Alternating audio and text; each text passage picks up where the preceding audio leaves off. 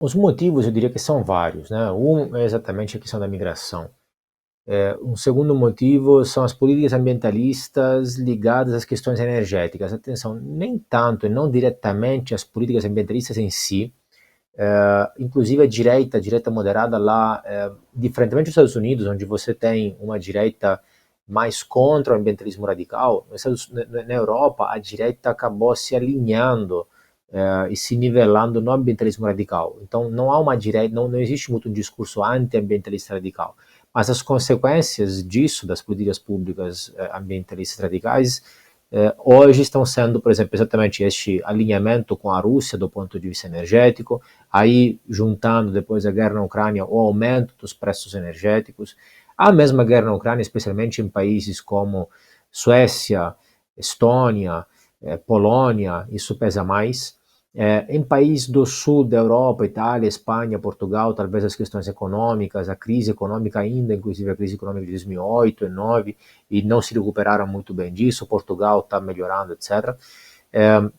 França, Holanda, a questão também da agricultura, dos agricultores, que também é ligada às políticas ambientalistas, o acordo com o Mercosul, também ligado à política agrícola comum, da qual eu estava falando antes, Lobauer, que é o maior gasto da União Europeia. Cerca de mais de 40% do gasto da União Europeia são subsídios agrícolas para os agricultores europeus, a maioria dos quais são franceses.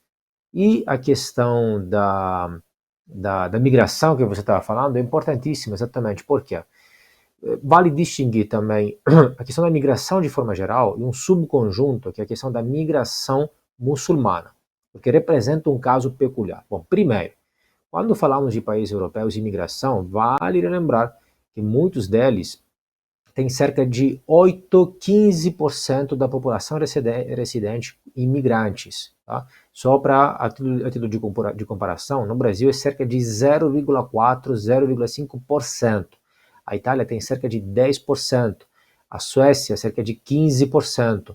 A Dinamarca, que você mostrou agora as imagens, é próxima disso. Então, 10, 15% da população de imigrantes acaba gerando ruídos, conflitos, inevitavelmente, porque o convívio é difícil. Isso aconteceu também na Holanda, por exemplo, que a Holanda, por décadas, foi o exemplo, o emblema da tolerância, de uma sociedade multicultural, etc. Hoje está enfrentando problemas exatamente por isso. Não por acaso ali também a direita está ganhando. E a questão da migração muçulmana, então, por quê? Porque representa um duplo desafio. Porque, vamos direto ao ponto, não adianta.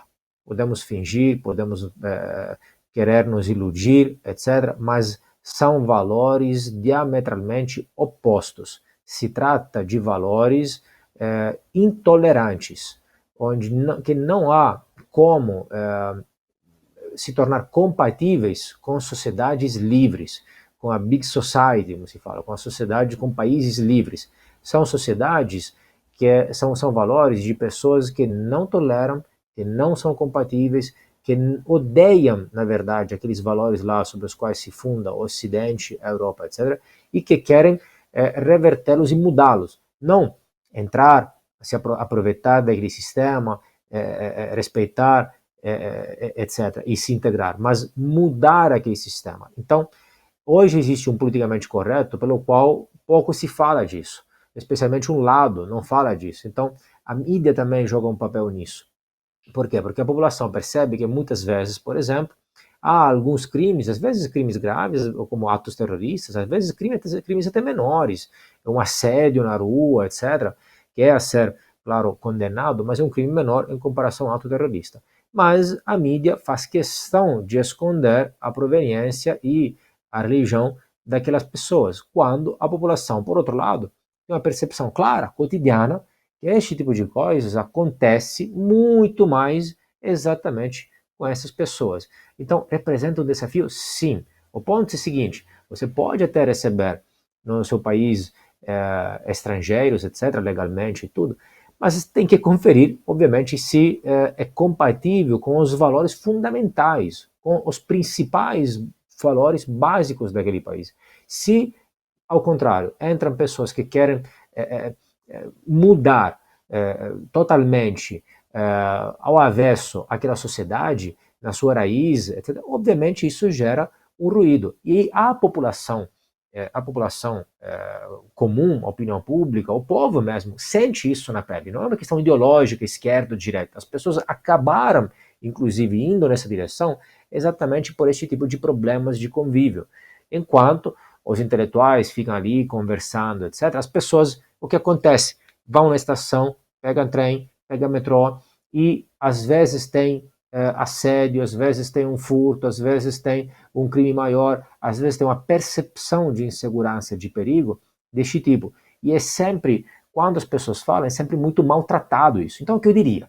De forma geral, tem um pouco este movimento pendular, tem um pouco a questão de votar contra o governo incumbente, com exceção da Itália, mas também o que me parece é o seguinte: os partidos de direita moderada, o PPE, os conservadores, etc., acabaram realmente ficando mais próximos dos sociais-democratas. Não, por exemplo, não utilizam a mesma retórica dos republicanos americanos sobre as questões ambientais, etc.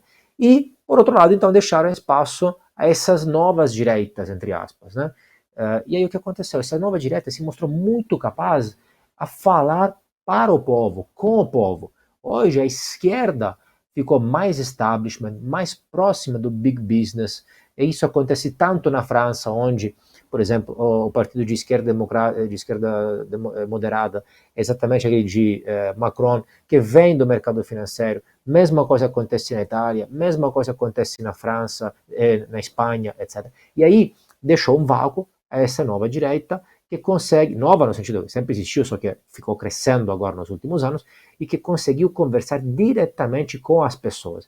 Também graças obviamente, a internet, online, então conseguiu se tornar como um movimento popular. Hoje é a direita que é mais um movimento das pessoas, do povo popular, e a esquerda mais establishment grosso modo, que significa, obviamente, algo totalmente diferente de populismo, só que é assim retratado na mídia. Isso acaba gerando exatamente o efeito oposto. Reforça a vontade dessas pessoas de continuar a votar direita e ir contra o establishment. Falo isso por quê? Porque, veja, este terremoto que eu falei foi muito previsto, todo mundo já sabia que estava acontecendo isso.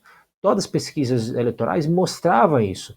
A esquerda sabia, só que não conseguiu reverter a direção, mudar tudo isso. Por quê? Porque o discurso é sempre muito de ultradireita, extrema-direita.